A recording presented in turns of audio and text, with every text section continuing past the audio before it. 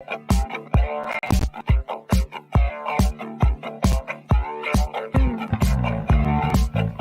get ready.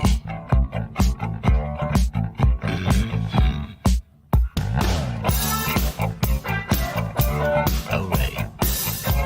It's Gino Spot. Sit down now. Get yourself a drink. Sit down and relax. Let your stresses fade away. It's time for Gino Spot. We're nearly ready for you. We're just fiddling around behind the stage. We're just fiddling backstage with the buttons. Don't just step into the circle, you feel shy. Feel all the fuss. Why? When everybody's looking, don't you sigh? Relax, sit down. Coming out of PE town. Drink, find a shot. Never mind your liver. Get to Gino Spot. Gino Spot! Get to Gino Spot. Gino Spot! Have a laugh, have a giggle, and exercise your middle. Have a Gino shot. Gino Shot! Get to Gino Spot. Gino Spot! Get to Gino Spot. Gino Spot! Have a laugh, have a giggle, and exercise your middle. Get to Gino Spot. Gino Spot!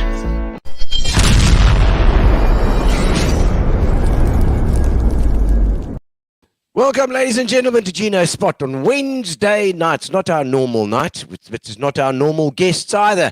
Indeed, we've had a fantastic run. Last night we had all the cricketers in the house, about 153,642 of them, and they drank all our alcohol. And so tonight we're quite dry. We've only got a few gin and tonics, thanks to Keith Clark's punters. And in the studio tonight, of course, we have Athol Trollip and Ian Von Memerty. And we're going to talk politics, a bit of politics tonight, and a bit of fun as well. We'll see what pops up, and make sure you ask questions as well. If you need to ask any questions about ActionSA and what Athol is doing, please do so on the comments. You can do it anytime, because you, of course, have subscribed on YouTube to Gino Spot, because that is the best place to watch us. If you want to be in touch with the Eastern Cape and PE, please subscribe. There's my head is now a strange pink thing, which it normally is as well. There we go. Good evening, Brian Wilkinson. Lovely to have you on board as well on the Wednesday night. I'm glad you all got the memo that it's Wednesday tonight and not Thursday. Thursday is, of course, our usual night. Tuesdays and Thursdays every week. But if we have a gig tomorrow in Obai. Ons gaan nou Obai toe. 'n bietjie golfbaan, ek dink. We're going to do a little live show tomorrow night. So, of course, we have to do our show tonight. Leslie DeVos, hello. It's time for action. Oh, really, Leslie DeVos? Lovely. Send in some questions if you want to as well, Leslie. That'll be fantastic. We can do that, and in a moment we'll be having our guests popping in, but in the meantime we can thank our sponsors, of course. Spa have been monstrously amazing. It's a new word that I've invented. Ian's looking at us. Ian's rolling his eyes at my use of the English language, and I'm going to say, Spa, thank you so much. Of course, and of course, from the beginning, Fitch and Leeds have always been here as well. In the end of the evening, end of tonight, if you have made comments, you can win a prize as well. You can win a case of Fitch and Leeds. So don't disappear. Have a look at what's potting here tonight. And then, of course, Amobia have been doing our internet. Thank you so much to them. And Fat Cats have all bring some food around every now and again. Although tonight they missed us out tonight. Ian says not a thing tonight, but we surely had a feast last night indeed. I think she gave for both nights, but the cricketers ate it all up. All right, Wendy Swan, lovely to have you on as well. All right, so yes, I'm doing a bit better. Yes, indeed, I had a bit of my body became a cook sister for a while, and it stressed all my muscles, and so I found that I can't really jump too much, but I'm being able to jump. Look, I can do this. That's all right. That's all I need to do. Wendy Thompson. Hello, Wendy Tompkins Thompson. Nice to have you on board as well. And let's sing you a song to bring to sort of get things going. Send me a message. Put something in there, and I'll sing it. Send it in there, and I'll sing it. And obviously send in some questions as well if you want to. We've got Athol Trollip on tonight, so you can ask him anything you like. Doesn't matter what kind of question, whether it be. Okay, none of those questions.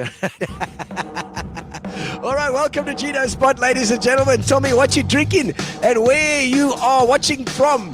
We love it when people watch from far, far away. That's the best. Welcome to the Eastern Cape, ladies and gentlemen. It's lekker in the Eastern Cape. Okay. I like the way that you say Mark Van Buren was here last night, one of the cricket guys. And he says, hello, boys. That's right. Yeah, but most of all, I like the way you move. Tell me where you're watching from. All right, she's drinking pink tonic. That's Teresa Zili Matthews. Nongomam Chishana. Hey, watching from go nooby, yeah. I like the way you move.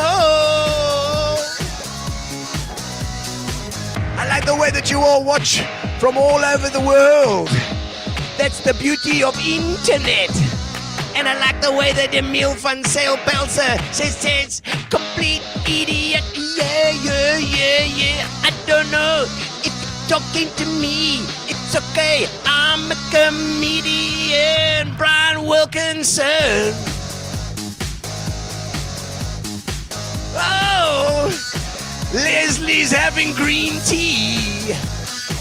That matches my shirt tonight. Wendy's Funnel's having coffee. I'm lucky that rhymes with tea. And Leo Sibaya. Oh, Leo, you look so smart in your blue suit. Renica Runga, all the way from East Rand in Joburg. Thank you very much, man.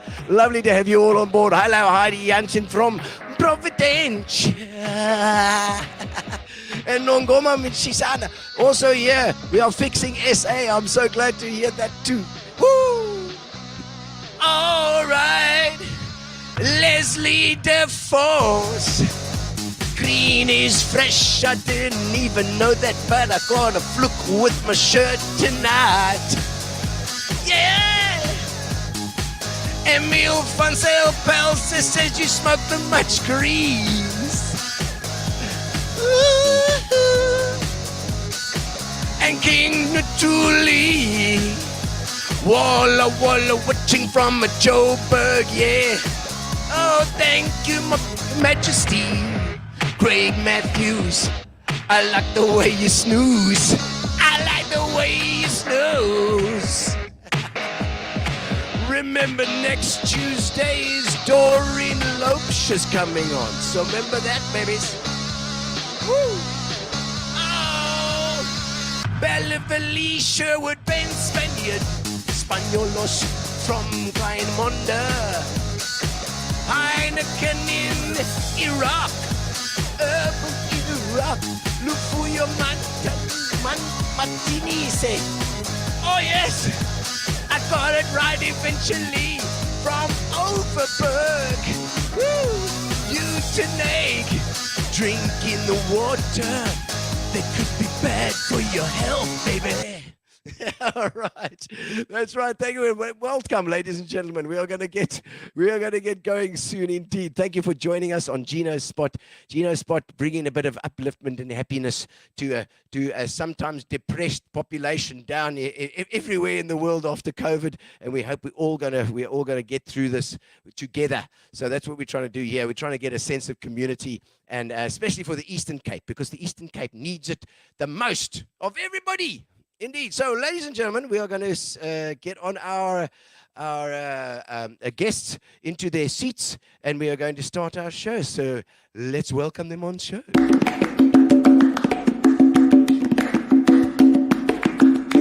Ooh, welcome to the show. Now is your time to shine. We're gonna have a lekker chat tonight. Another good time. My shirt is the right color You said tonight. it was a fluke. I promise you, it's an incredible fluke. It's a fantastic fluke. It was lying here in the kitchen, and I thought green feels nice tonight. Yeah, it's And like then- if ActionSA offers ganja when they go. If they offer ganja when they go campaigning, that's the shit that they're going to come up with. No, it looked like a green mamba. Hey, there we That's go. a real green mamba shirt. Looking so snaky. Yes. Well, welcome, Athol Trollip, to the show. Fantastic to have you on. The second time we've had you on, because it's the new Athol. And of course, Ian Von Memerty, our co-host tonight, and actually will be probably driving the show because No. Athol, what they said is good cop, bad cop. Oh, there we go. I like that. good cop, bad cop, Yeah, and so- Athol's in the middle. He said he was quite keen. And they say that I spoke to the cricketers last night, and they said, he's a politician, man. They don't care about anything, man. They'll answer anything. Yeah, well, Is look, that true? I think politicians should care about everything, and they should be able to answer everything, and many don't. Yeah. So I think it's an extraordinary opportunity. So every time you invite me, I'd like to come. You and Ian are renowned artists in this country and this province. And I think there should be a bit of lightheartedness about politics, otherwise it gets really heavy. Yeah. But I really think that politicians should answer the tough questions. So Yeah. whatever question you've got, whatever question your listeners or viewers have, I'd be delighted to try and answer. Because the one thing that drew me back into politics, I've been out of politics for 2 years. Yes. The one thing that drew me back into politics is that in this political party that I represent now, ActionSA, one of the draw cards is that we believe that we need ethical leadership. Yeah. And heaven knows our leadership in this country is far from ethical. So Herman Mashaba, for example, said to me, I want you to come and help me fix South Africa, and I want you to help me fix the province. And I said to Herman, I've had enough. I had 3 long years in this city in politics. I said, I've had enough. And his next question to me was, have you done enough? And I promise you that took the wind out of my sails. Because if you live in the Eastern Cape, doesn't matter how many years you put into politics, whatever you've done, it's not enough, because this province needs a whole lot more. So I'm happy to be here. Thank you for having me. Is it the biggest province? Is Eastern Cape? No, we're not. I think space-wise, it's Northern Cape. Oh, Northern It's the Cape, biggest of course, province, and then population-wise, KZN, KZN, and Gauteng. But so, Al, before we go to the transformation, you were in politics professionally for 35 years. So, I suppose first of all, how would you define your political? How do you see yourself as a politician? What was your style? What do you think your assets and your problems were? Okay, so I was involved in active political activism for about 38 years, call it 35 years, 38 years. And of those, I was an elected representative for 25 years. Okay. So I came from a political home. It was basically an opposition-orientated, liberal background, anti-apartheid. That's where I came from. So I basically supped from the cup of that kind of political ideology. And many people in this country, either they came from Bloedsup background or Bloednut background or ANC background or PAC background. We all come from somewhere. Okay? And in Xhosa they have a beautiful saying, Yimvelaphi. You come from somewhere. Somewhere you come from, and your parents, your grandparents inform your ideology. So that's where I came from. And I spent many years in that kind of environment, and I had a long, respectful, respectable, and loyal relationship with the DA and its predecessor parties. So to leave my political party was a traumatic thing for me. Before we get to that, though, specifically about what you, because I think that is a very important discussion. In fact, probably the most important discussion we have, from my perspective this evening, is that leave and that transition and the how and why. It's what I was trying to, because every politician has a personality. If you think of your party, Tony Leon's got a totally different personality to Helen Zilla's got a totally different personality to Musi Maimane, to John Steenhuisen. You were very powerful, most probably what we would call the 2IC in the DA by the time you resigned. How would you define your personality, your mood, your style?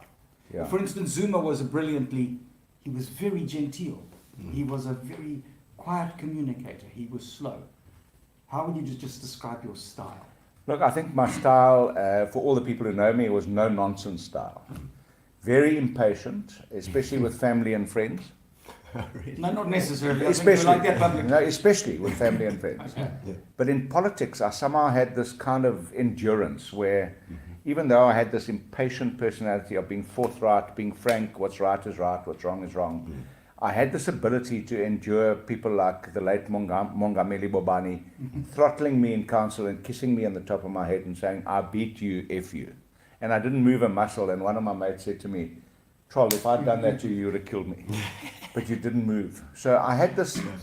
So if you ask me a question, no nonsense, frank, upfront, what you see is what you get. Sometimes it made many enemies, I think, but in the long run, it gained me more credibility with friends and political opponents. Yeah, because when I was thinking if I was going to put a negative connotation to it, I would have said Athol comes across often belligerent.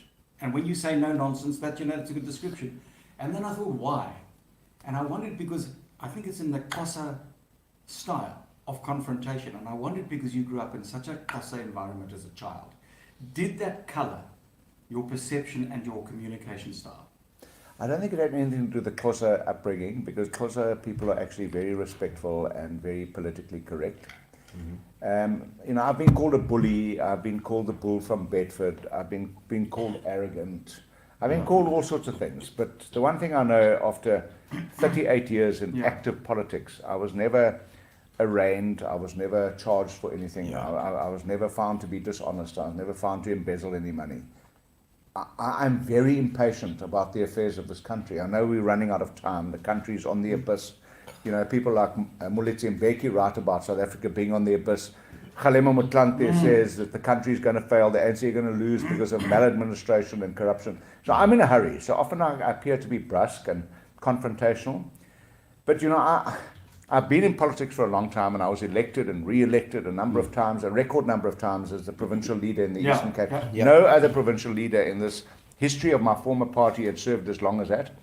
So I take some kind of strength from that, because people respect me for who I am. I have positions. I don't pussyfoot. Draai doekies om nie. Yeah.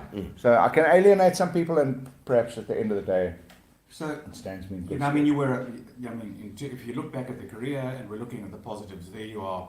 You're the federal chairman of the DA. That's 2IC to all intents and purposes. You stood for the top job twice. You didn't get it. Was that a frustration for where the party went afterwards? You didn't get it. Okay, just for clarity, I stood for the top job once against Helen Zille in 2007, and I lost. Helen Zille was World Mayor of the Year that year, and she won, and she was a great leader. And she's an effective politician. She was a great leader of our party. She became a great provincial premier, and Also straight talker as well. Yeah, straight talker, and that was fine. So I remember writing to her the day after that election in 2007 to say, excuse me, I stood against you yesterday, but I stand with you today. I remember that. That's what happens in democracies, and if you respect democracy. Okay. In 2019, I didn't stand for the leadership of the party. I stood for the chairman of the Federal Council position, because I believed that Mmusi Maimane was under fire, and that he needed some stronger leadership behind him, and he needed some honest leadership behind him. But the DA pushed Maimane out. The DA went back 1.3% in that election. 1.3 percentage points went back. In the same election, Cyril Ramaphosa went back 5.5%. The ANC didn't push him out. So I thought they were being unfair on my money, and I thought I'm going to stand for that position so that I can give him some proper support and honest support, which I didn't think he'd got. Okay, be that as it may. So, and then Helen Zille came back and she stood for that position, and we contested again against each other. And I've won some election contests against her or her proxies, against Ryan Coetzee and various other people, and lost others, Lindiwe Mazibuko and so on.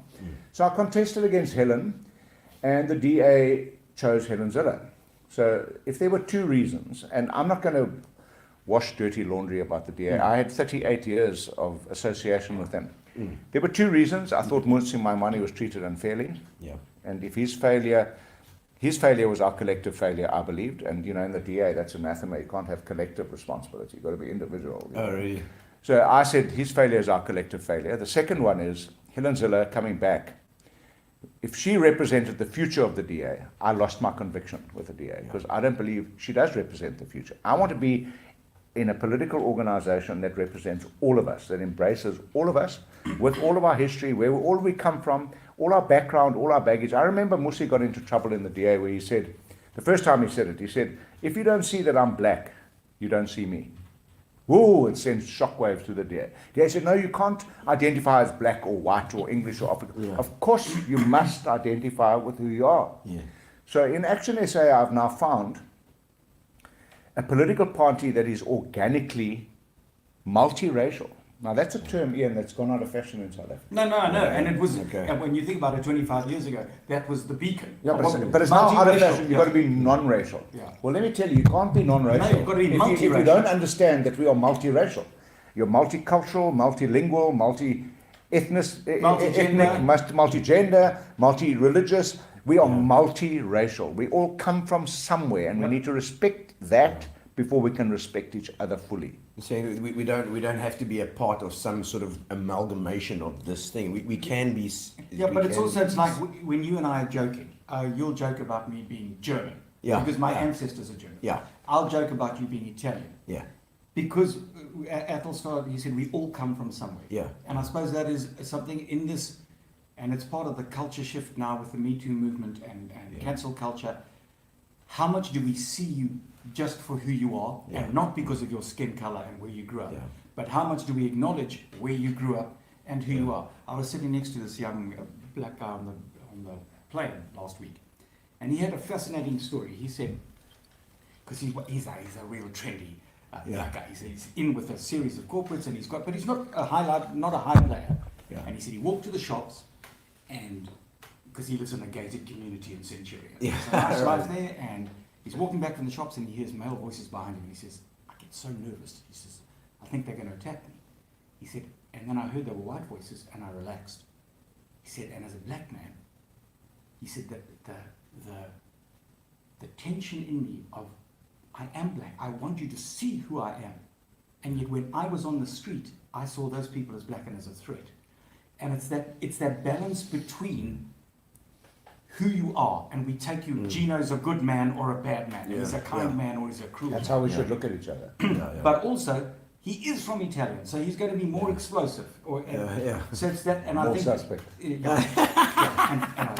lot of alcohol. And a womanizer. And a lot of alcohol. Yeah. So you brought up the DA, leaving the DA. I thought that the triple resignation day was the most consequential act of opposition politics that had happened since 1994. For any party to stand up and lose its leader, the leader of the biggest city and the leader of the fifth biggest city, was a statement from which almost no party could come back. For whatever the problems internally, and Herman, I know, had problems with the DA style of communication. Musi had felt both over-supported and under-supported, and you had obviously would have had differences. It seemed to me an act of political sabotage. Because for three people to stand up and say, we were the party that we have been part of for 30 years, and we're all walking away, says to all those followers, I want you to think about, we've lost, have we lost, must be, no, we've got back here. Back here. We have lost all respect for this party, and you need to change as well. And it seemed to me, I didn't at any time question the resignation. I questioned the method, because it seemed to me such an overt statement. And I'm going to just, before you answer, because I'm going to give you, because it's a big question, I know. It felt also to me, I have lots of problems with the DA. I have more problems than most with what they say. But as an administrative party, for all their faults, they have done by far the best job in this country. So for all the ideological differences that Herman and Musi and you had, I felt like you were saying to the most efficient option that we have at the moment. No, I'm walking away, you're not hearing me. And I felt that was dangerous for the country. Look, Ian, thank you very much. You've obviously given that question a lot of thought, and I want to tell you, and I want to be quite flippant about it up front. I gave it an incredible amount of thought before I decided to make my decision. I remember I had 3 of my colleagues who sat on my veranda in my home for about 9 hours on the Monday before I went to the Federal Council meeting to try and convince me. And I said, guys, I've lost my conviction. And when you lose your conviction in anything, it's over. Whether it's a relationship or whether it's politics or whatever, when your conviction's done, it's done. So I'd reached that point. But, I'd spent my life telling people in political meetings that liberation means that you can choose another political path. Yeah. And the art of politics is to convince somebody to change their mind. So I remember recruiting people like Mosimo Balingela and Ngabapanga. Yeah. And I changed their minds, or they changed their minds. Yeah. And then I agonized about leaving this party because of the story I'm about to tell you. But then in retrospect, I thought, hell, man, I've got a mind. I can change my mind. I am liberated. I live in a democracy. I can change my mind. But in the early days, either you were a bloedsap or a bloednut, background politics. And there was a guy called Athol Trollip, who was the administrator of Natal. Distant family relative. I'd like a very, very, very distant family relative. Yeah. He was the first guy to cross the floor from the National Party from the United Party to the National Party. Oh, wow. And that was like a treasonous move. Yeah, it's a floor crossing, Yep. He crossed, he was the first floor crosser. And there's a story that goes like this. It says, who would follow a Trollip into Parliament? Yeah. Only a whore would. Frankly, it's wearing. Because yes. Athol Trollip went first, then Owen Horde followed him, and Frank wearing. And, a Trollip is another word for a woman of ill repute. Yes. So I had to think about that kind of stuff as well. So to go back to your question, there was no concerted planning, and I can tell you quite honestly, because Herman Mashaba left a week before my money and I left. Three days before. And Herman Mashaba made it quite clear. He was quite frank, very blunt guy, very pragmatic. He said, if Helen Zille wins this election race, I'm leaving the DA. No. So Helen won and he left. Okay. I then went home and I thought about it and I thought the consequences. And, some people will call it sour grapes. Helen Zille herself said, oh, well, Athol's bruised and he'll get over it. I'd been bruised before. I mean, politics is a bruising business. And I stayed the course with the DA, longer than most people in the DA, longer than most. And I took a decision, and I told my colleagues and friends and family that I was going to resign. And I remember Tony Leon wrote a book after that. Tony Leon served on the review panel about my money's performance. Okay. And in the book he wrote there that John Steenhuisen, former friend of mine, had said, but he couldn't understand what Trollip did because Trollip held all the aces, and Steenhuisen had a pair of twos, and Trollip quit. Now, as far as I'm concerned, integrity is about quitting when you hold the aces, not when you hold the twos. Because when you hold twos, you've got to fold, you've got to quit. Yeah. I held the aces, and I folded my aces, and I said, I'm out of here, I'm gone. I was the chairman of the party. When my money resigned, I would have de facto become the leader of the party until the next conference, and I would have had to sit there with Helen Zille as my 2RC, and I didn't want to do that, so I left the party. It's as simple as that. I lost my conviction. I hear you. The way you're painting it now, you're saying you agonized over the future of the party, you felt you no longer had a place there. In terms of loyalty to the team, because in politics you are only as good as the team behind you, and I know that you've always given praise to those people around you. And if you're going to put it in a relationship, when you're in it, you're out of it. It's how you do it. And it didn't feel, because I don't think, let me put it in this way. When you are a public servant, you are a public servant. You are not just free. You don't just get to say, I'm out of here, I've changed my mind, and I'm moving on.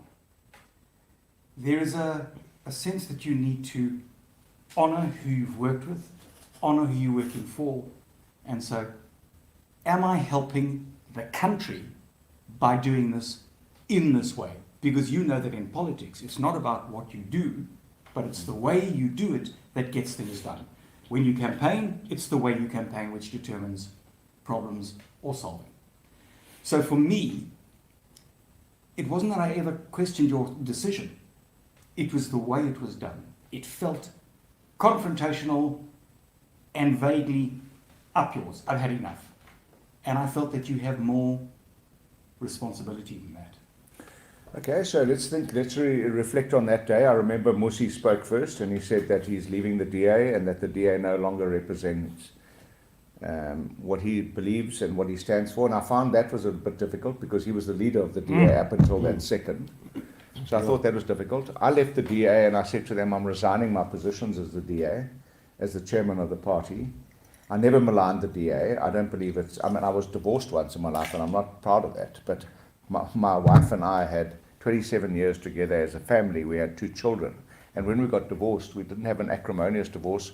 I said to her, I don't want to divorce my children, so we'll sort our lives out privately, but you're always going to be the mother of my children. You're always going to be the grandmother of our children.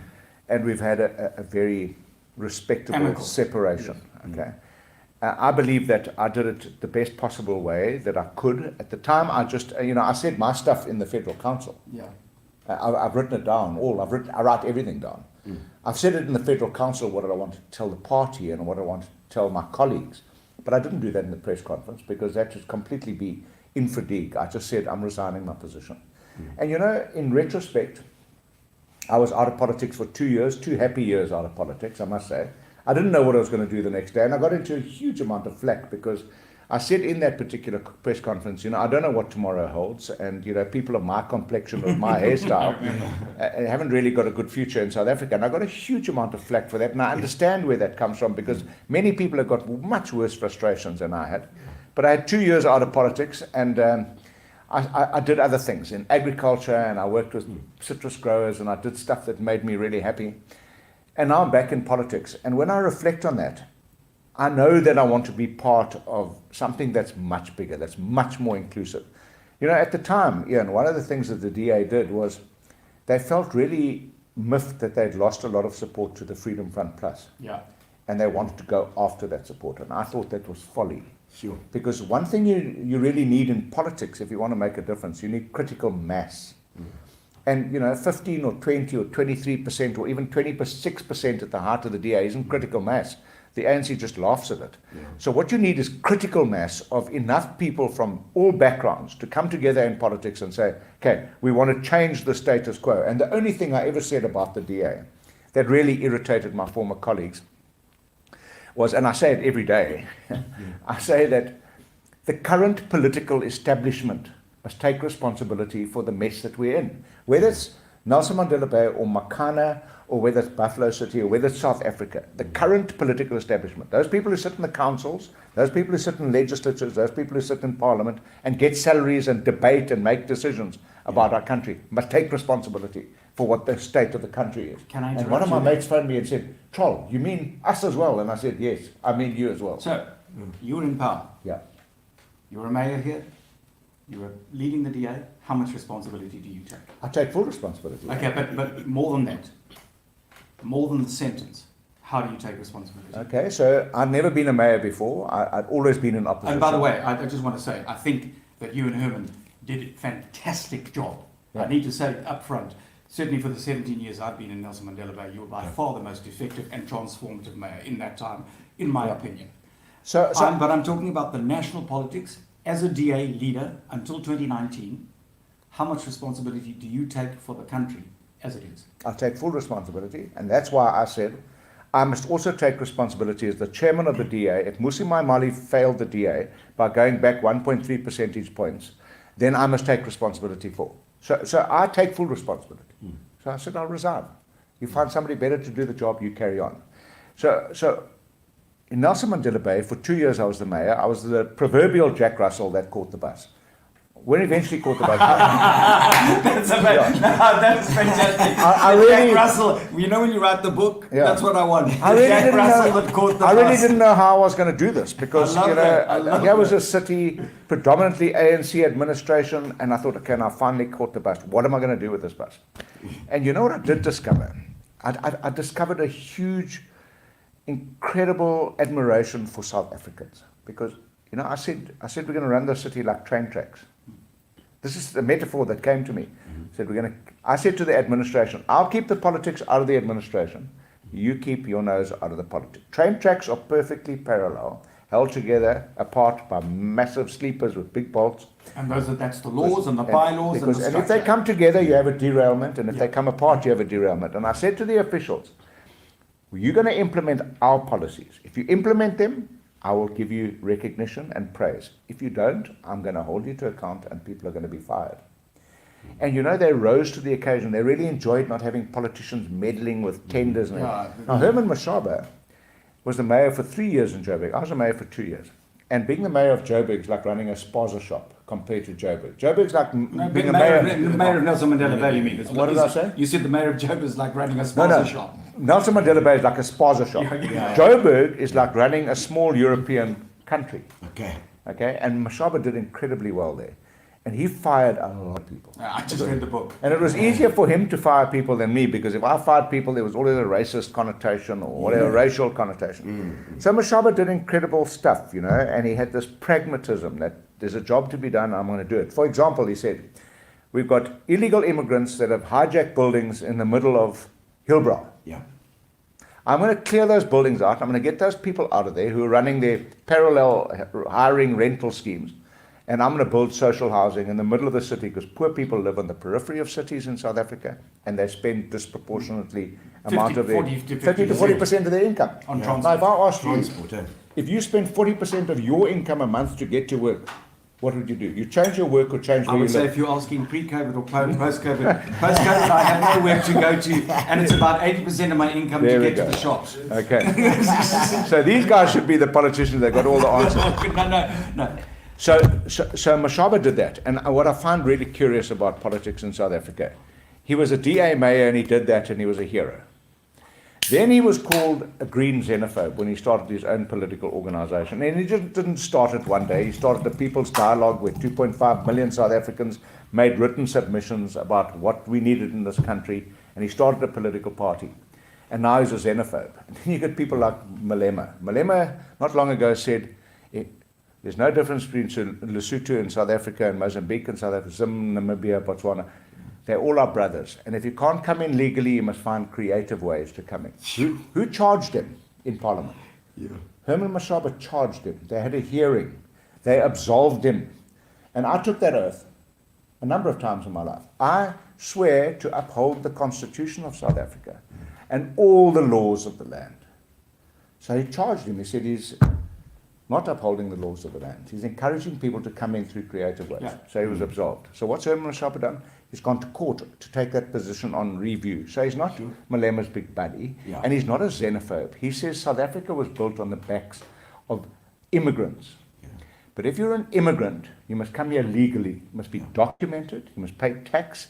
If you want to have a baby in a state hospital, you must pay for that. You can't have a baby in a bed in a state hospital when a South African woman is having a baby on the floor in Baragwanath Hospital, and the baby's dying because of that. Those are simple things. You know, my daughter lives in Amsterdam. She has a scarce skills. She's got a scarce skills visa. She's documented. She can only live there for so many years. And once she's lived there for so many years, she must leave or she must become a resident. And there are certain qualification criteria, and she must pay tax. So, you know, the point I'm making is that I got so tired of what I call enclave politics in South Africa. If you're white, you must be DA. If you're Zulu, you must be IFP. If you're Afrikaans, you must be Freedom Front Plus.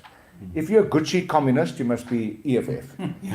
And so it goes. So you're enclaves, and we're more polarized than ever before in this country, and I'm sick and tired of that, actually. I want to be part, and that's why when I was mayor here, I said, we're going to transform townships into suburbs. Because love that. as long as you fly over a South African city, you can see where poor black people live and where rich white people live. And that is unacceptable. So let's talk about South Africa. Let's talk about the issues. Let's talk about the stuff that affect all South Africans. Sorry, is that not, as somebody who's had to deal with the nuts and bolts of negotiating it is never that easy. It is never that simplistic. This is what I believe in and I'm going to do this. Because you have to in a council meeting, you've got how many people sitting? That's 180 or something? 120, Yeah, 120 people sitting in the council. You've got to get 65 of them on board. Only 40 of them agree with you 100%. Everybody else. Politics is the art of the possible. I remember Barack Obama's fantastic statement. He said, you never make a good decision. You make the least bad decision. Because no matter what decision you make in politics, there is going to be some downside for someone. Yeah. And so when you talk about the purity of the idea, and I'm not in any way undermining that, and I believe in it, because if you don't have an aspiration, you shouldn't be in politics. If you're not going with a passion that you can make people's lives better. But is it not naive to say that the passion is enough? If Herman Mashaba can do these deals with the EFF in Johannesburg, with who he's diametrically opposed, it is the art of the possible, and that's what politics is. Yeah. Because if you don't, so I don't want to undermine your pitch, because I believe the pitch is so necessary, but I also think that feels like playing the mouthpiece rather than playing the pragmatist. All right, let me give you a perfect example of what my pitch actually is. So there's a guy called Lee Kuan Yew, who was the Prime Minister of Singapore. Yeah.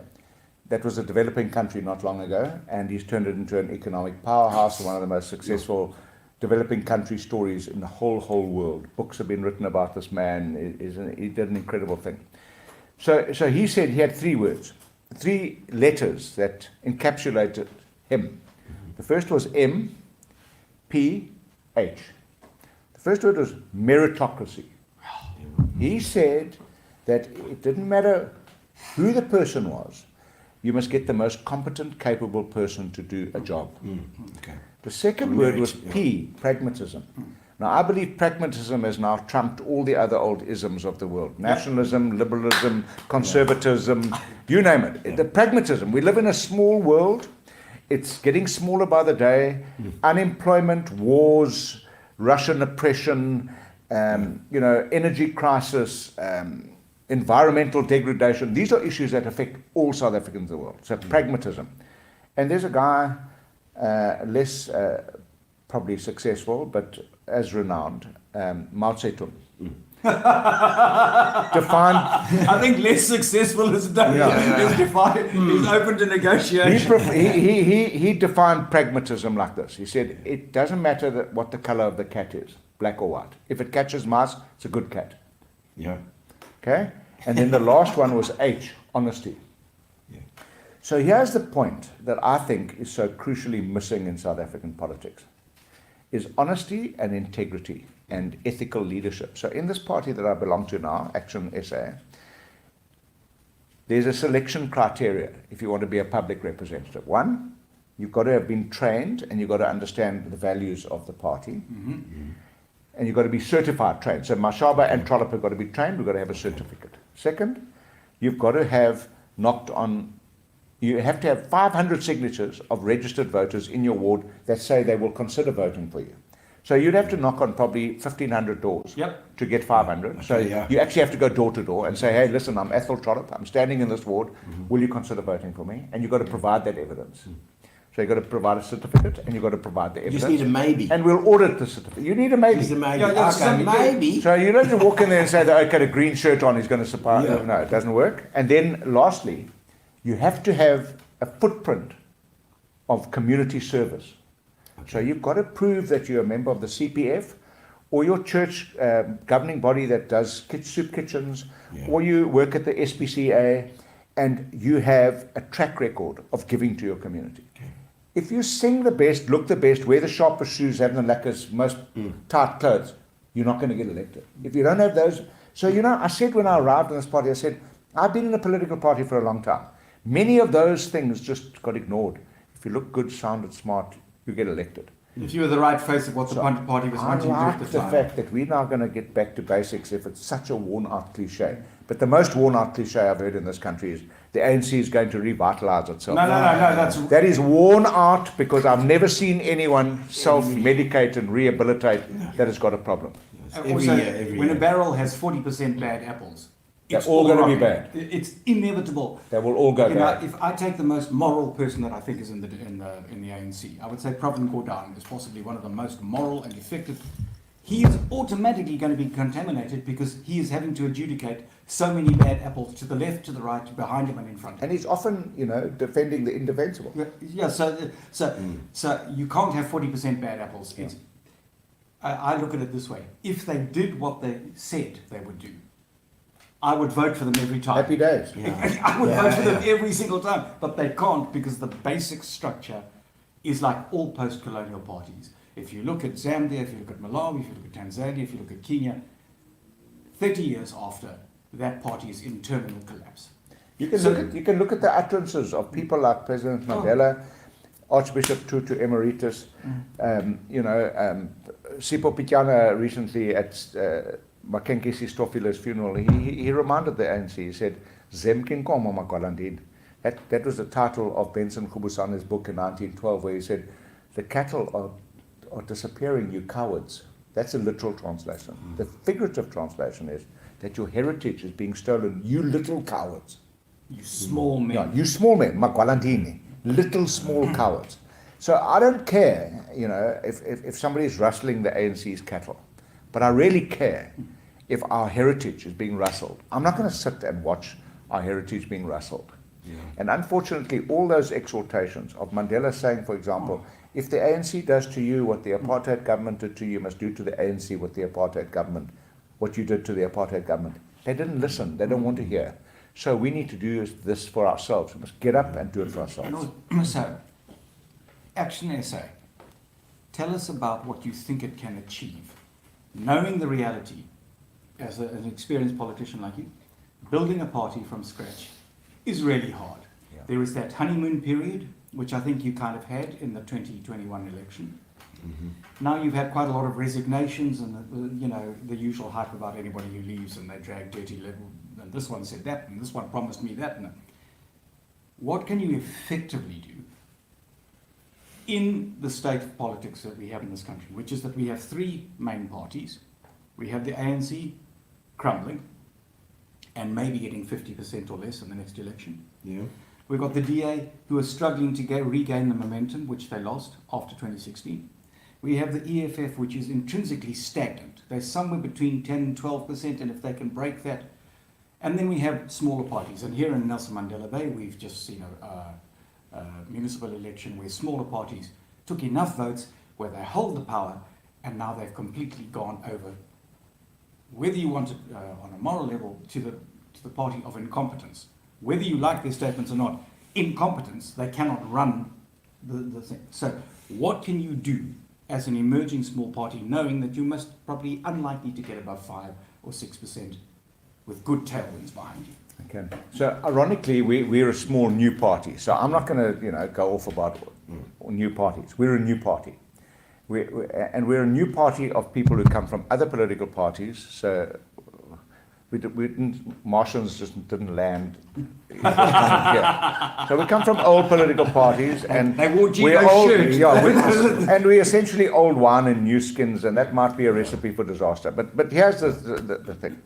I watched what ActionSA did. They had a people's dialogue. 2.5 million people wrote in. They said, form a party, these are the values. Secondly, they contested in the last election, 2021. Only contested 6 municipalities. Johannesburg, or Joburg, Tshwane, Ekurhuleni, eThekwini, and 2 municipalities in KZN. 6 municipalities of the 260 odds, less than 1%. Okay. And in those municipalities, they got votes in Sandton, Alexandra, Soweto, Soshanguve, Hammanskraal, Durban in the coloured areas, and in the suburbs. And importantly, in KZN, in the rural areas, they got enough votes for us to be represented in government in all 6 of those municipalities. Yes. That's never been done before. So just, because that's an important point. Those, because every party gets votes in Sandton and Alexandria, even if it's just 1 vote. But those 2 municipalities in KZN, whereabouts were they? Kalenzo is the one. Yeah. They're sort of peri-urban. Yes. But I want to say, the ActionSA got 21% of the vote in Soweto. No other political party ever, other than the ANC, got more than like 10% ever in Soweto. Yeah, but that's basically, if I'm playing devil's advocate, that's because Herman Mashaba had come in, and he created this unique niche. I am a non-political politician. I get things done. Yeah. And he'd done brilliant interaction every time he delivered. He made sure that he was there, Okay. handing the title deeds over. So I agree. He's So leading he showed. if we can talk about, let's talk about Natal, because that gives me hope. Yeah. So Because here's he's the not point. there. Here's the point I want to make. Yeah. So he contests in these municipalities. Obviously, Gauteng's a stronghold. The three big municipalities: Joburg, Tshwane, Ekurhuleni, eThekwini, and two other platteland municipalities. I forget their names. And he gets elected into every one of those municipalities. No political party has ever done that in their first election, get elected into government. So we're in coalition government there. Okay. But here's the point. Less than 1% of the municipalities contested, and we're the sixth biggest party by a hundredth of a fraction of a percent behind the Freedom Front Plus.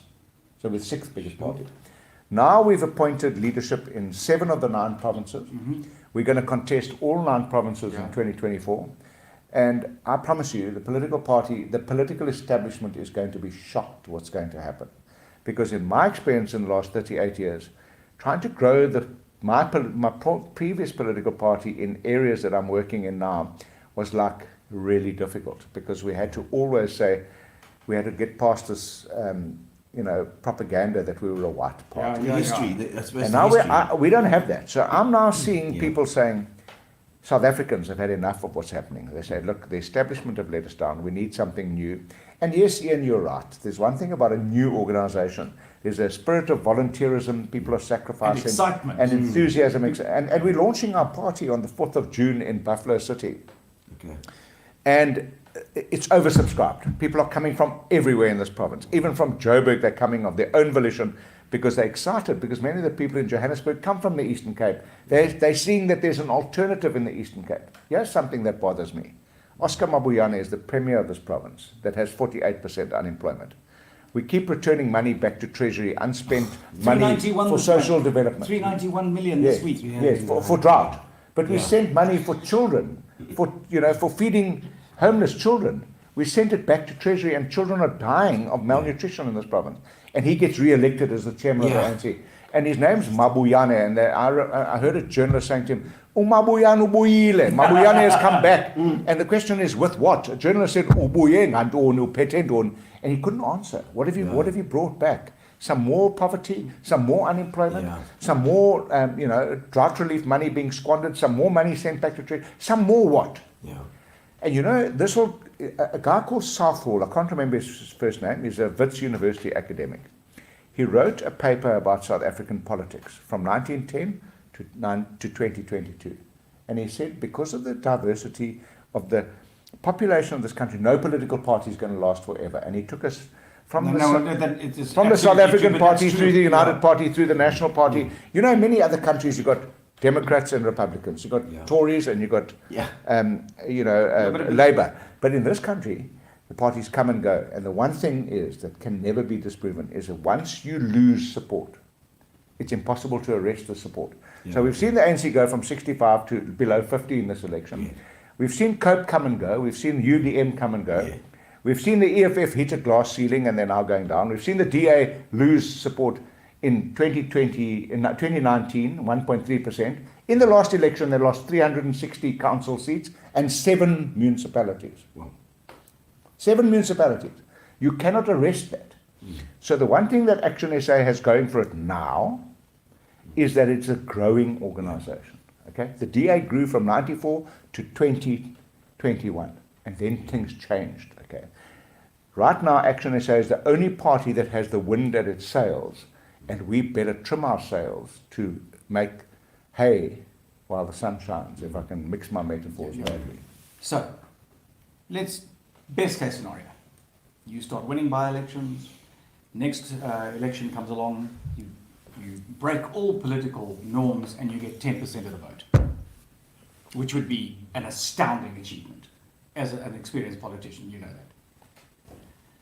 You're going to be part, at best, of a coalition. And best case scenario is we enter European socialist democracies, politics, and we go into a coalition, not a two-party system. Because as we've seen with America and Britain, that's been a disaster in the last 6 years. They're not giving us any hope. How do you see that playing out? Because that is the ultimate art of the possible. You know your entire, and part of that, do you see, although I understand the purity of it, pragmatically, do you see that you're going to get enough ANC voters to bring their majority down, that you have enough power in a future coalition with a not worst case scenario? What if you have to get in bed with the ANC? Would you? No, we would definitely not get into bed with the ANC. Herman Mashaba has made that quite clear, and I made it clear today. You can't go into a coalition to fix something with the very people that broke it. So that's out of the question. And we believe that the ANC has to lose power. And we believe 2024 is the election where the ANC is going to lose power. So, you know, Ian, there's a lot of water that's going to run under the bridge between now and 2024. For example, on the 1st of June, we're fighting a by-election in Soweto. Okay.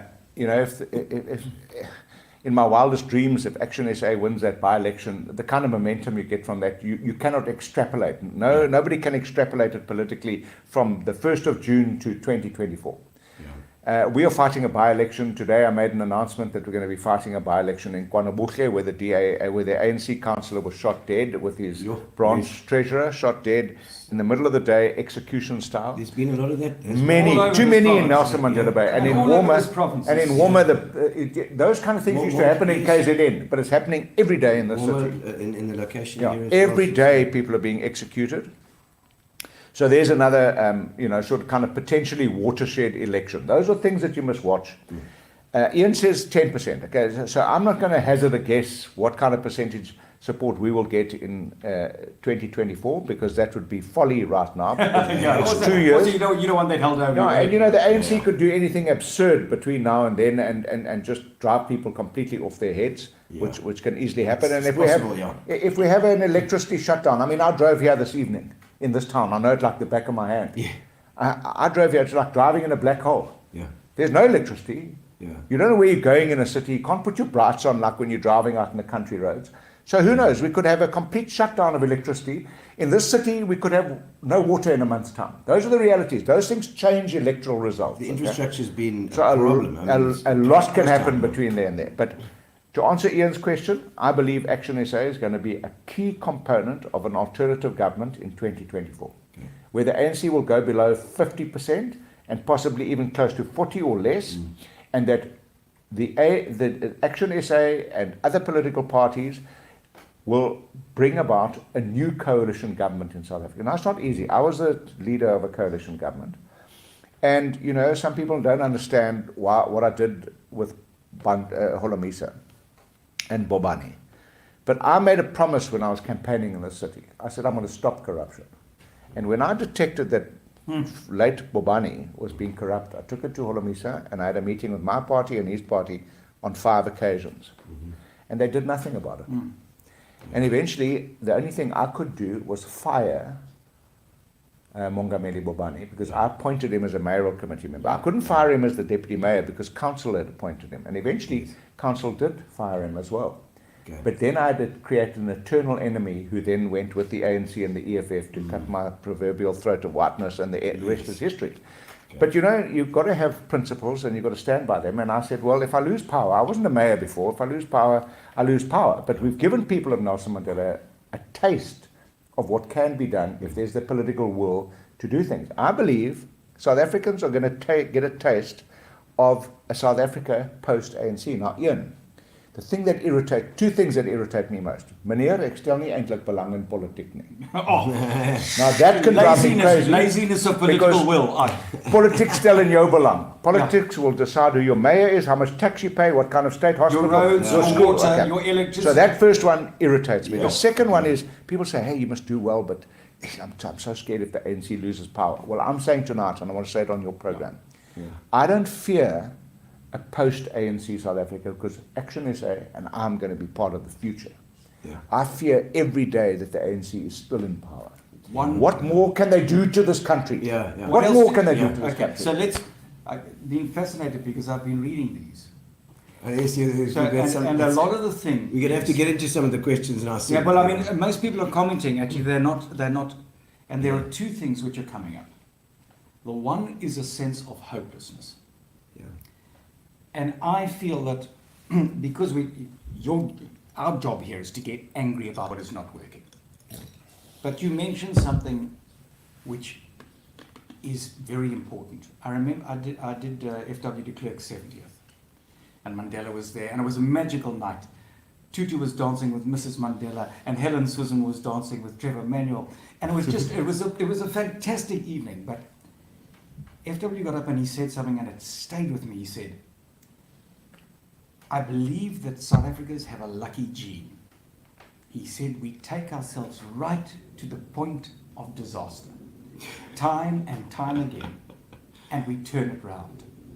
And I think when we look at the chaos, we look at the looting, we look at the corruption, and may we just say here, Raymond Zondo, the Tuli Mandela's, the Tuli Mandela of his age, and what a gift he has been to this country, holding people accountable. The fact is, as disastrous as it is, there are pockets of hope and joy within South Africa all the time.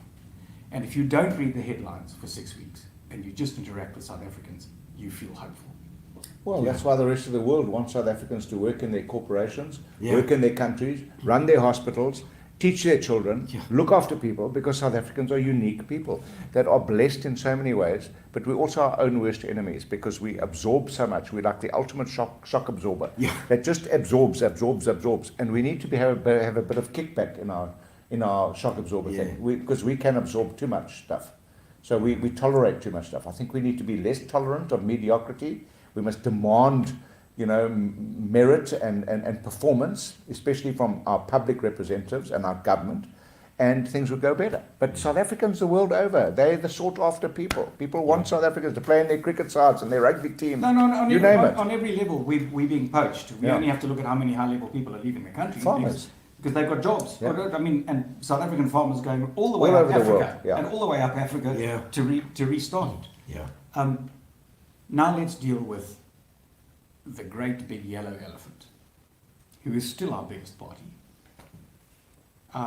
Prediction is the worst job you can do in South Africa, but we're coming up to this election. For all his flaws, Ramaphosa, can you imagine going through COVID with Zuma or Mabuza? Yeah. What is the very worst that we can expect out of this ANC elective council coming up in December? Ian, let me just say, this is probably the most controversial thing I'm going to say this evening, because I actually like Cyril Ramaphosa. I worked with him in Parliament. I was the leader of the opposition. He was the deputy president, sitting next to Zuma all those years. He was the one who coined the phrase 9 wasted years. And my question is, where was he in the wasted years? He was sitting right there. He was there. Trevor Manuel, him. He was the one who was promising that, 5 years ago there'd be no more rolling blackouts with Eskom. So my greatest disappointment. Look, Jacob Zuma and I gave him the benefit of the doubt when I first went to Parliament and he became president, and he shattered that benefit. It's just a real disappointment of a South African leader in absolutely every respect, and that people would support him during the June uprising last year and put this country to flames, to me, is just unacceptable. We cannot ever contemplate having that again. But Cyril Ramaphosa has misfired. He disappoints me more than anyone in this country, because you know what? He's had this long game that's taken too long. It's like the eternal cricket test that never ended. And Cyril Ramaphosa didn't even start the Zondo Commission. Zuma did it, ironically. Cyril Ramaphosa hasn't charged anybody. Nobody's gone to jail. Yeah. And the people, Ace Makashule and the RET faction, are going to eat Cyril. So I'd rather go down fighting than simply trying to appease people. Yeah. And appeasement has never worked, whether it's in London, in the British Parliament after the First World War. Appeasement does not work. Yeah. Appeasement does not work with your wife, and it doesn't work with anything. You need to take a decision, and you need to stand up, and Cyril hasn't done that. And I am really disappointed that Cyril Ramaphosa had a period in this country that was described as Ramaphoria, where he had South Africans of all persuasions behind him and said, "We have got your back." The only other person who had it post 1994 was President Mandela. And hy het dit verbrouw. Oh, man, He has slap. lost that support, and people are now fed up with Cyril, and I'm in one of those groups. I'm fed up with Cyril. I'm not going to wait for Cyril to determine the future of this country. I want to be part of determining the future of this country in ActionSA. No, I understand. It's we just again I was reading hopelessness, and I think we need to paint that double message that we are a resilient people. Let's have a look at a couple of these Can I comments. talk about Yes. Isak Smuts? I see Isak Smuts has asked me about xenophobia. Yes. Okay, so here's the thing about xenophobia I find so really amazing. Isak might have missed me saying that when Cyril was mayor, he cleaned out those buildings in Hillbrow. Herman Mashaba. I mean, Herman cleaned out those buildings in Hillbrow, and illegal immigrants had hijacked those buildings, and he made social housing. He was a hero, and he was a DA mayor at the time. I've never heard Herman Mashaba say one xenophobic statement since I've joined ActionSA. Politics is about perception, and it's about propaganda. But here's the most amazing thing. Who is the person who's gone to restaurants to ask people to provide their ID documents? Julius Malema, the same person who said Africa should be open, no borders. He's the guy going to restaurants and saying, show me whether you're Zimbabwean or Nigerian or Ghanaian. The Patriotic Alliance go into people's stores and they take all their goods and they throw them out and they raid stores and do that kind of thing. I've never been involved in anything like that before, ever in my life. Herman Mashaba is not a xenophobe. When I joined him, I wrote 3 emails to him. I said, I want to know where you are on the EFF, I want to know where you are on xenophobia, and I want to know where you are on BEE. He said, I do not support BEE. I'm an avowed capitalist, and that's why on a national level I will never be able to cooperate with the EFF because we are diametrically opposed to economic policy.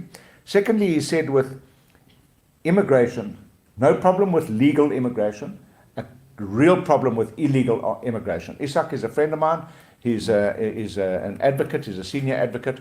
The law says you can't come into this country unless you're documented and you've gone through a lawful process to get here. If you come illegally and you acquire an identity document and you enjoy the benefits of being a South African illegally, which you can do, millions of people have got them, it should not be tolerated. It's not tolerated anywhere else in the world. So Mashaba is simply saying, you're welcome to come legally if you add value and you have scarce skills and you can help us build this country and bring investment. If you aren't legal, you're not welcome. Simple. It's not xenophobic. So that's where we are on xenophobia. And then on the EFF, he simply said, at a local government level, we'll cooperate with any political party that will help us keep the lights on and fill the potholes and keep the water running in the taps. Okay. At a national level and a provincial level, it's about policies and ideology. We cannot collaborate with the people like the EFF. So that's where we are. Okay, so that is hard. Because the likelihood of anyone having a majority at a provincial level or a national level gets more and more remote. And the fact of the matter is that the ANC is shrinking, but it's not shrinking fast enough. Worst case scenario, they get to 40%. Who are you going to work with? If you can't work with the EFF and their vital 12% on a national and provincial level, who are you going to work with? So we'll work with the people that we're currently working with, and to answer Isak, yes, I'm very comfortable where I am right now. To answer who we're going to work with, we'll work with the Democratic Alliance. It's not the objective of ActionSA to cannibalize the DA and for us to become DA2 or DA light. We will work with the IFP, we will work with the ACDP, we will work with a number of political parties that have stated that they are opposed to the direction that the ANC is taking us into. Who we won't work with is the ANC. So that essentially sets this next election up to those people who support the ANC and people who don't support the ANC. And we need to move to that in this country. We've got 270 odd political parties. We need those parties that want to get the ANC out of government and those parties that want to replace the government. Okay. So, I hear you. We get to 48, you guys get a miracle, and EFF gets a miracle, and DA gets a miracle, and the IFP grows, and the Green grows, and Good gets their current 2%. The EFF are the swings. Pragmatically, are you not going to have to get into bed with him to make a national government in the same way that Herman did so effectively here, and you managed also what Herman did in Johannesburg? Because is it not a case of anything is better than the ANC. And you found here, and Herman found in Johannesburg, that the EFF, although they say the things that, first of all, they change with the wind, and B, that they say the things that are totally antithetical to your beliefs, they are effective delivery partners. Yeah. Are you not going to have to bite the bullet and work with them if that means that they can get the ANC out? We were having a discussion earlier, Ian and I, about what former American president had to say about the Chappaquiddick Bridge incident. And he said, we'll cross that bridge when we get to it. So there are two scenarios. There are two scenarios in politics. If you're in a coalition government that's a minority government, it's very precarious. You've got to keep negotiating and making concessions to the people who deserve it the least, who've got the least representation. Yep. Or you can get a majority coalition government together. Now, there are many examples. You can look at Angela Merkel, who was probably the most successful chancellor post-war, and she ran a coalition government inimitably, just an amazing, and Germany progressed as a country. Or you have a situation where you have in Israel, where you have very unstable governments. Italy, Israel, they're really tumultuous. And so I would hope that South Africans, by the time we get to 2024, would reduce the ANC to around 40% or less, and that the other mainstream political parties could together cobble together a majority government.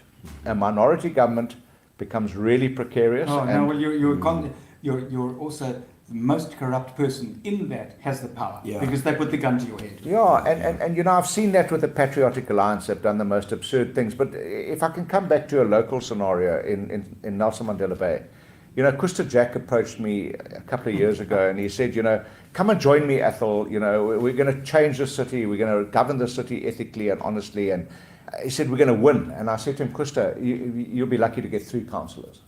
And he said, no, we're going to win. I've got all the support. And he got 1 councillor himself. And the first thing he did when he went to council, they just dangled a position, the proverbial carrot of a mayoral committee position, and he took it. And the man who'd been in the ANC all his life, who said, I know the ANC, I don't want anything to do with the ANC, went into bed with the ANC. And South Africans must learn from that. I like Kuster. I think he's a nice guy. But his politics are bad. But he must change who he sleeps with politically. Correct. And you know, there's a saying that says, if you lie down with dogs, you're going to wake up with fleas. And Kuster is infested with fleas. I've been wondering how I've been feeling for the last 4 Kuster is infested with fleas because of his associations. I thought that Kuster's reason, I haven't actually had him on again to talk about it, but I thought that his reason was that he was going to have an economic, some economic policy, in other words, decisions on big investments that are coming in. So he's the money guy. Looking at Nelson Mandela Bay, he's the guy that's going to be you're going to be dealing with if you've got big money coming in. Okay, so let's ask a question. I mean, Kuster's not here, so it's probably a bit unfair. Maybe you should have him on the show. I'll come and I'll have a debate with him. I'd like to ask Kuster. Could we make it like mud wrestling? Yeah, Something exciting. Or you know, we can put baby oil. I wasn't going to go that far, because that just makes it a bit. That's a completely different podcast. So I'd ask. With the baby oil, I would Athol ask. Trollip and baby oil. Vote for me. I would ask Kuster, for example. Sumo wrestling. Yeah. there we go. Go for it. I would ask Kuster. So Kuster, why did you choose the ANC and not the other option? Because the ANC and the DA got 38%. Yes, he could in the have last election. swung it. So why did he go with the ANC? Yes. That would be my question, Yeah, and then let him answer. But all I'm saying is, if you stand on a ticket that says, I've had enough of the ANC, we must replace the ANC. Yeah. It's time for them to lose. It's time for them to go to rehab, or to go to a correctional service, Yes. or to a penal colony, or the penitentiary, or wherever. Yes. You can't then go after the election and say, oh, well, actually, I'm going to cut a deal with these guys. Yeah. Because when you sleep with dogs, you wake up with fleas. And that's what's happened here. Well, I think we must have a look at some of these comments. We're going to fall behind. They if we don't always do- say they either think you're being politically expedient, or they think that you are the saviour of the world. Let's have a look. There's Uitenhage drinking water. Let me just talk Yes, comment talk about about that. water situation in Uitenhage and PE. Okay, so here's the thing. We're running out of water in the city. And our dams in the west, and we're very fortunate in that we've got water coming from the east, from the Lesotho Highlands scheme. Yeah. But not long ago, the mayor said we must put jig in the water because Yeah. we couldn't drink it. And you know why that water is unpotable? Is because that water comes out of mountains in Lesotho Highlands, pure crystal clear water, but it comes down the Fish River watercourse. And towns like Craddock and Cookhouse and other just discharge raw sewage into the... So the water was so badly contaminated that they couldn't treat it at Nooit Gedacht adequately and couldn't put enough chemicals in. Wow. So we're very lucky that we've got that water source. Also, we've drilled a number of boreholes near Kukha. Yeah. We've got a strong subterranean water in the city. But our dams are dry. Yeah. And it's getting drier in that part of the world. That's a reality of climate change. That part of the world's very dry. It's in a rain shadow. It's getting drier by the year. And the reality is that that lady comes from Uitenhage. The first places that are going to run out of water are KwaNobuhle and Uitenhage because they're on the eastern part of the city. Yeah. And they only get water from those dams. The other place that's going to run out is Kouga municipality, Jeffreys Bay, St. Francis Bay, and those places. So, and nobody talks about the fact that we lose 46% of our water, non-revenue losses. That's water losses because nobody maintains the infrastructure. Yeah. Now, you know, if your street lights go out, you see it's dark. Yeah. But if your taps run dry because there's an underground leak, nobody sees that unseen infrastructure. Yeah. It's too mundane to maintain it. And that's what this government has been appalling at. They can't maintain roads, which we travel on every day. They can't maintain electricity, which we use every day. But they are much worse at maintaining unseen infrastructure. Sewerage, water. Sewage and water. And let me tell you, Society does not work without we those should two. never be where we are with water in this city. We should never be where we are because it was preventable. 46% non-revenue losses, that is wasted water. So I'm telling you that if there's ever a reason to vote for change in this city, it's those people who come from KwaNobuhle and Uitenhage and Seaview and Bay West and all those places on the western part of the city that are going to run out of water in a month's time. And they're going to live out of water tankers. And let me tell you, if you want to see corruption on a grand scale, Water tank city. once you start transporting water, who's going to get the contract? What are they going to charge you per vehicle? Are they going to ever deliver the water? Will the water ever arrive at your door? Yeah. But someone will have a contract. And that's where we're going in Nelson Mandela Bay. Yeah. So there's just one person here who went to Liema van Dezel, former friend of mine. Your reference to John Steenhuisen. Oh, there we Then go. three, then four. Liema say yes, you're for. I'm not going to push you on that because that's a personal Yes. relationship. Right, George Giorgio says, Oh, is there ever a good time to leave a party? yes, Well, I didn't see the rest of that. No, there we no. go. Isn't it So, isn't it the but a very lot reason? of the thing is that you've gone through a lot of the detail, and I think we Yeah, need to, yeah. and I think we need to just kind of wrap up here. Yeah.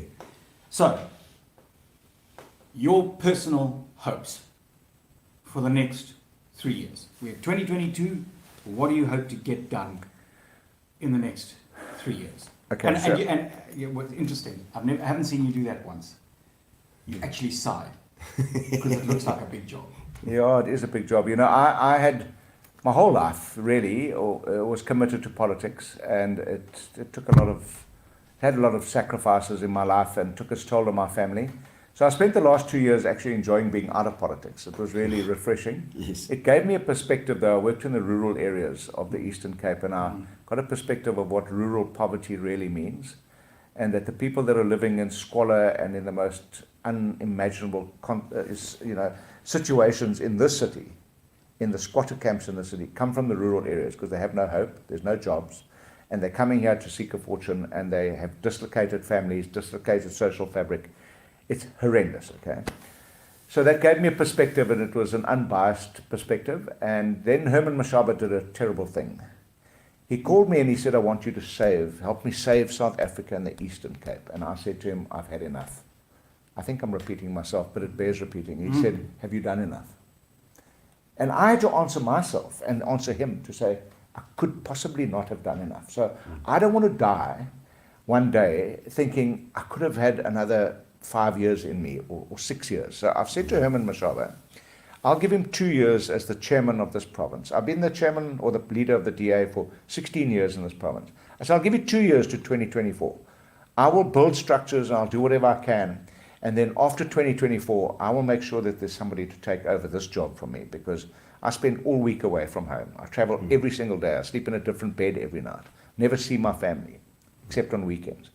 After that, I said, if you want me to go to Parliament for 5 years and help you with a new caucus of a big ActionSA caucus that is going to be elected, I said, I have years of experience in Parliament and the legislature. I will do that. And then I foresee that I will exit politics gracefully without resigning from any political party and committing the cardinal sin.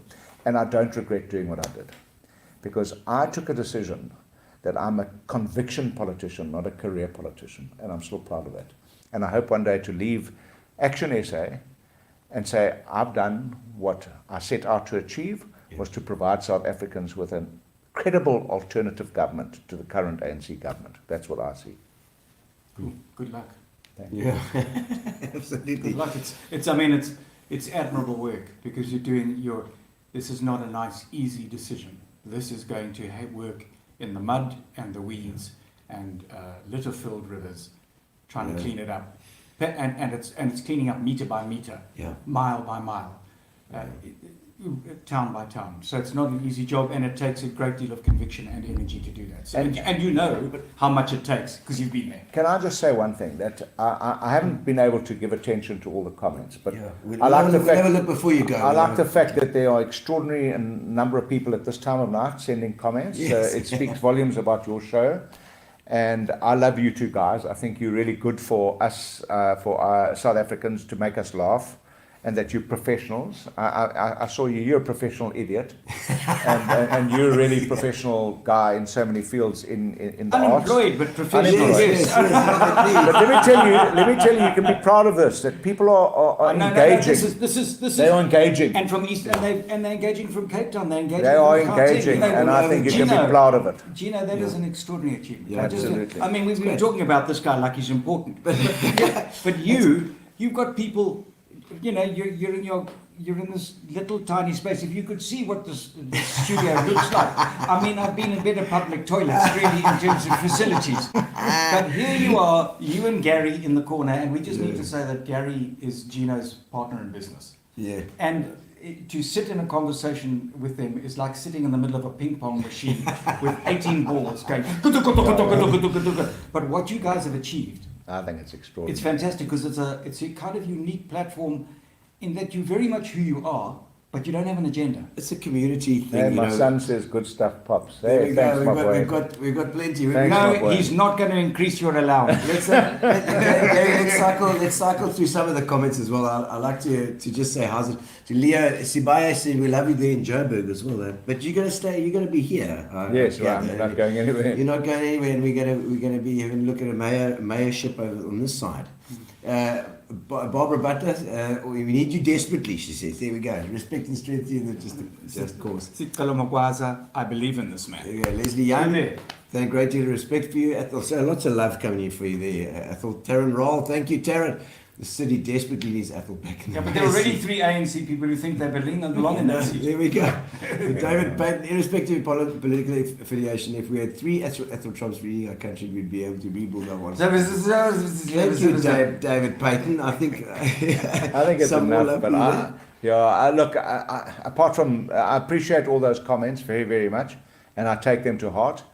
But I just think that what encourages me, there's a program on Mhlobo Wenene. Yes. It was a radio station. It's called 12 Down. And the first time I was ever invited to speak on that radio station, I thought to myself, who listens to the radio after 12 o'clock at night? No. And the people debate from 12 o'clock to 6 o'clock in the morning.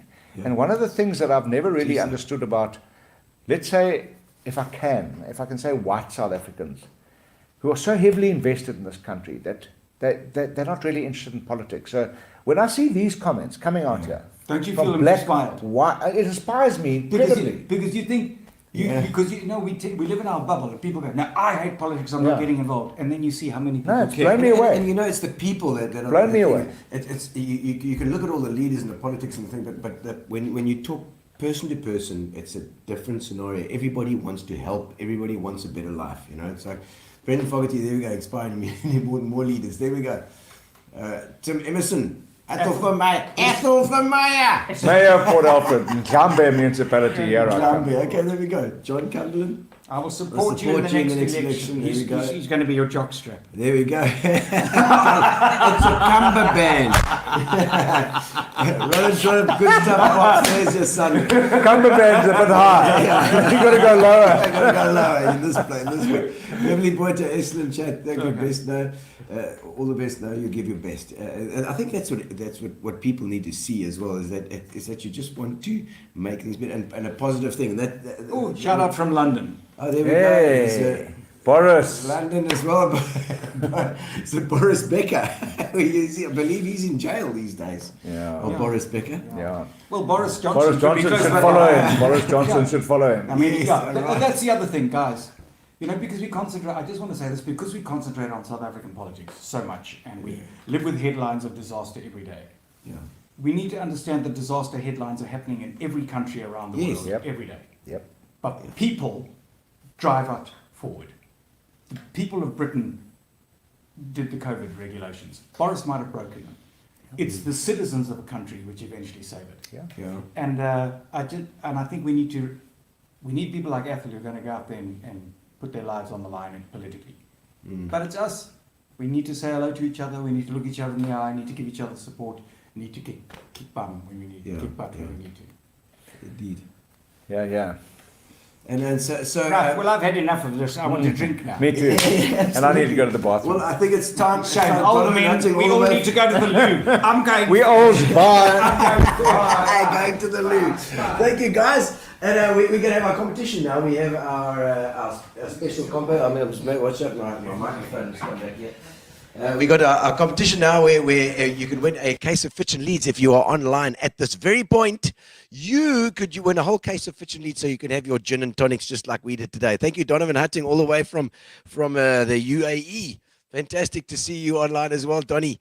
I've been watching your programming of the computer game you've been doing. It's been fantastic. Oh, there we go. And Lonnie Botha is the winner. Lonnie Botha, you have won the Fitch and Leeds. So we'll figure out what we're going to do with your Fitch and Leeds and where to send it. Thank you for joining us tonight. It's been fantastic. Thank you to Ian Von Memerty, who's been absolutely phenomenal as my driving my political discourse. It's been wonderful. And thank you to Athol Trollip for coming in here as well and spending his time, taking the time to come in. Thank you, Vanessa. Thank you. Great interview indeed. And Brian Wilkinson, action immediately. There we go. I think he's certainly got a couple of extra votes here through the show. Werner Schunmann, good luck. Thank you very much. Exile is sad indeed.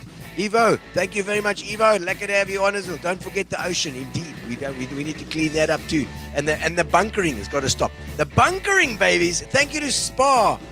Yes. Oh, Athol wants to say something about the bunkering. Can I tell you something about the bunkering?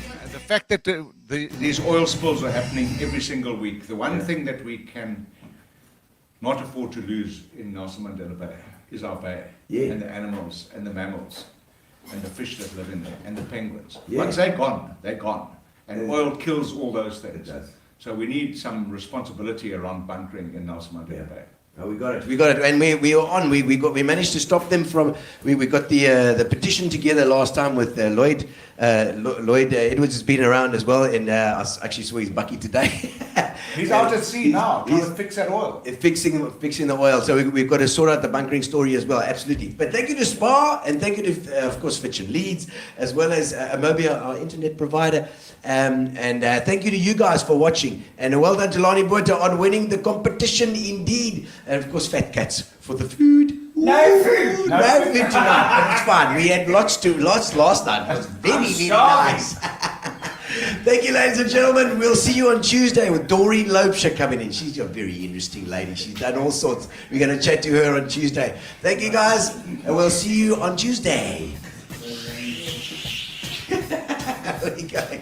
Relax, sit down. Coming out of PE town. Drink, find a shot. Never mind your liver. Get to Gino Spot. Gino Spot. Get to Gino Spot. Gino Spot. Have a laugh, have a giggle, and exercise your middle.